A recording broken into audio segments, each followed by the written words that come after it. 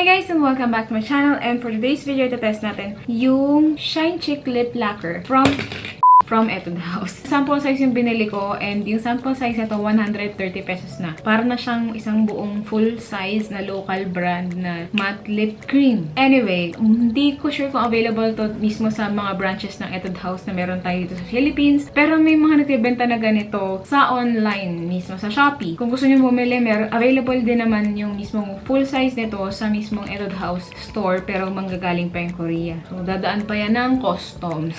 Yung mga susunod na clip doon ko babanggitin yung pinaka-precise details about this product and kung paano ko in-apply yung product and yung pinaka-packaging, and makikita nyo doon. Tsaka yung swatch nitong shade. Ang isang lang yung binili ko, 130 pesos, sample size pa lang, diba? Hindi ko nabibili yung iba. Maliit lang talaga siya, parang 5 ml lang estimate. Wala kasing nakalagay, or hindi ko lang talaga alam kung asan yung 5 ml dito kasi purely Korean language siya. So may two ways to apply to. Pwede mong gradient effect or full lip. Kung anong trip mo sa buhay. Ako, ginawa ko kanina, full lips ko. Gusto ko i-test yung product. So, ayun guys, panoorin nyo na yung mga susunod na clip para malaman nyo kung maganda yung product na to. Ayun guys.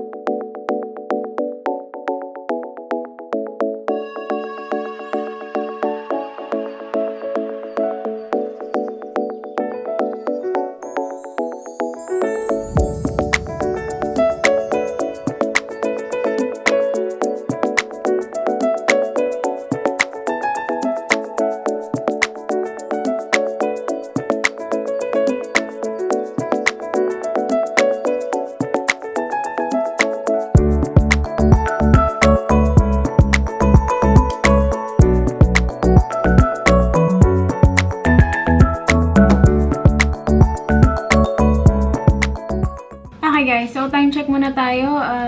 Ayan. So, time check, 7:43. Almost 13 hours na nating tinetest yung product na to. Ito yung Etude House na Chic Lip Lacquer. Hindi ko alam kung paano banggitin yun. Lacquer.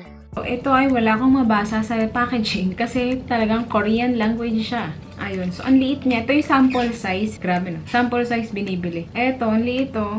Ayun. Matagal ko na tong binili. Nandito pa sa Shopee yung record. Binili ko to nung, grabe, April 1, January 4, or April 1. Parang April 1. April 1 ko siya nakuha. Grabe, tagal no. December na ngayon. December 4. Binili ko to sa Shopee. Ang shop name is Rocket Scientist. R-A-K-E-T tapos Scientist. Marami siyang binibentang Korean products kasi. And may mga sample size. Itong kapirasong to, 130 pesos to, te. Legit yung mga products niya. 130 pesos. Wala nakalagay kasi kung gaano kadami. Yung shade na kinuha ko, ito yung, ano ba to? Muse On. Yun yung name. PK002. Muse On. Ayun, nandito pala sa packaging. Nandito. Pakita ko sa inyo. Ayan. So, ayan o. Muse On. PK002. Ay, kaso dinilit na nung seller yung product. Siguro wala nang stock. Wala na, hindi na naglo-load eh. Buti na lang may record pa dito sa kay Shopee. So, yun. Kay Rocket Scientist ko siya nabili.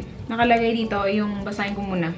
What it is. Glossy Lip Lacquer in extra shine texture with vivid color. How to apply. After adjusting the amount of the content on the tip, At the opening of the container, apply the lips starting from the inside and working outwards as creating a natural gradient. So, parang yung instruction is para gumawa sa natural gradient effect. Kaso ang ginawa ko, full lip. Kasi nga iti-test natin eh. Ayan. So, 14 hours natin tinest. 13 hours siguro. Ayun. So, meron tong 1, 2, 3, 4, 5, 6, 7, 8 shades. 8 shades yung available. Tapos yung sa akin, PK002 Muse Onyo Shade. So, yung Etude House siya yung brand. And ito yung sample size. Malaki din pala yung pinaka, size nung full size. Parang normal size na siya.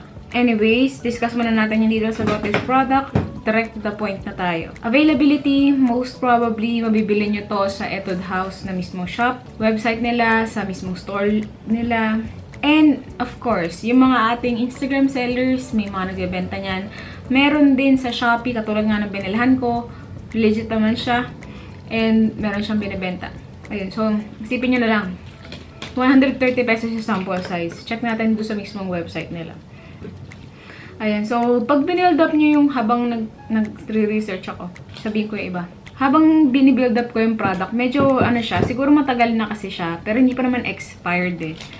Hindi ko alam kung may expiration tong nakalagay pero parang wala. Or hindi ko lang talaga siya alam paano basahin. Texture niya, para siyang jelly. Jelly na may pagka lip gloss. Combine mo yung dalawa, ganun yung kanyang initial na formula na mararamdaman mo. So yung malaking packaging niya, parang malaking version lang nung ginamit ko. Ito siya. Ito yung website mismo ng Etude House. So, ayan. Ganun siya. Yun yung malaking size. Okay, so dito sa website nila, 2, 4, 6, 8, 10. 10 shades yung available.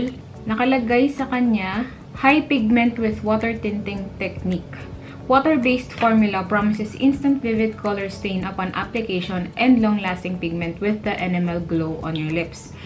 Shiny and glossy texture with moisture. Glossy texture with moisture oil keeps your dry lips shiny.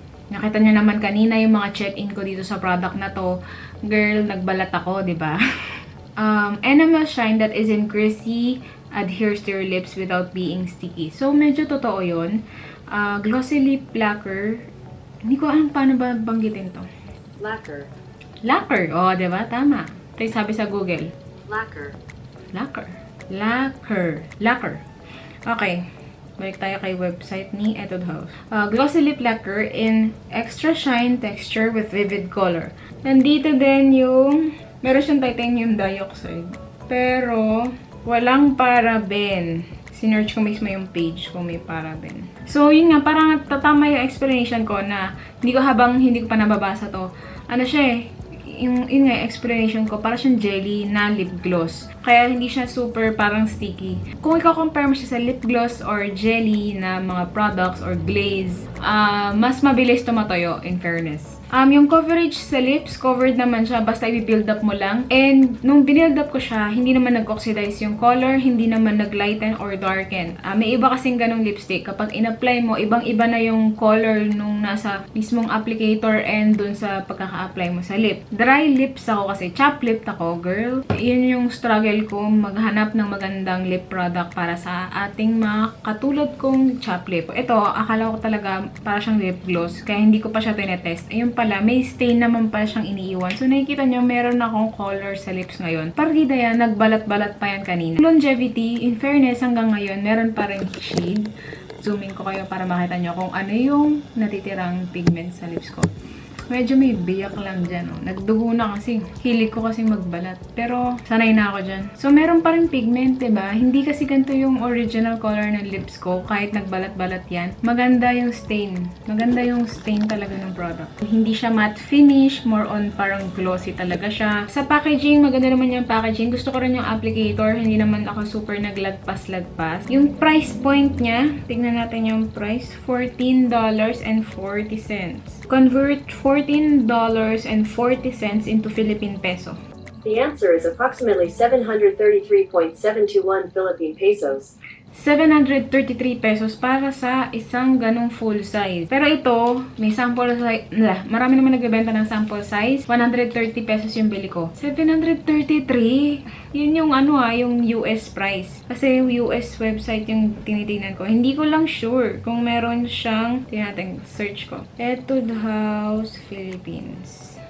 Meron siyang, under Althea siya, girl. Under Althea. Under Althea na brand. So, Etude House Lip Shine Chic. Sinesearch ko sa Althea website. So, hindi siya available doon sa Althea site. Hindi ko lang sure din kung available to sa mismong stores ngayon na nasa Philippines. Pero dun sa website ng mismong Etude House, meron siyang post doon. So, $14. Equivalent to 733 pesos. Ang mahal. Quick drying siya medyo, pero takes mga 30 to 1 hour. Siyempre, gano'n naman talaga yung mga gantong formula. Pero in fairness, yun nga, katulad ng sabi ko kanina, mas mabilis siya compared sa ibang lip gloss or lip glaze na natuyo. Lightweight ba siya? Oo, lightweight siya. Yung scent niya, alam ko mabango. Amayin ko lang ulit. Ito yung sample size ha. Mabango. May parang mabango siya, pero pag inamoy mo ng inamoy, may maaalala kang gamot na cherry flavor. Ganon. Texture niya, yun nga, nasabi ko na kanina. Shade range 10 siya. So, ipapop ko sa screen ko ilan yung available shade para dito sa klaseng product nila. Okay ba siya for chap lip? Yun yung pinaka-importanting tanong na kailangan nating sagutin. Para sa akin, kulang yung moisture niya. So, pwede kayo maglagay ng lip balm underneath, pero ang consequence nun, mas matagal matutuyo yung pigment. Ang habol ko kasi dito, yung stain. So, tsaka yun, hindi ko na nilagay para malaman natin. Kasi dito sa mismong picture talaga, mukha talagang moisturizing. Kaya hindi na ako naglagay ng lip balm. Kaso kailangan, nagbalat kasi ako Nagda-transfer siya hanggat hindi pa siya natutuyo. Yung kulay talaga. Talagang vivid na parang mukha siyang highlighter. Pero in a way, nagbagay siya. Bumagay siya. Wala ring dragging effect nung ina-apply ko. Hindi naman siya patchy ngayon. Pero siguro kung hindi ko tinanggal yung mga dry skin kanina, magpa-patch yun. Sticky siya kapag hindi pa tuyo. Hindi naman nag-oxidize and hindi rin siya super waterproof. Magiging waterproof lang siya kapag natuyo na yung yung parang gel or lip glossy effect niya. Pag nawala na yun at stain na lang yung natitira, pwede na siya maging waterproof. So yun guys, yung pinaka straight to the point ko ang haba na ng video. And if ever gusto ko yung product na ipa-review, just comment down below. Also check my social media accounts doon sa description box below. And if you like this video, please hit that like button and please subscribe to my channel. So, see you in my next video. Bye!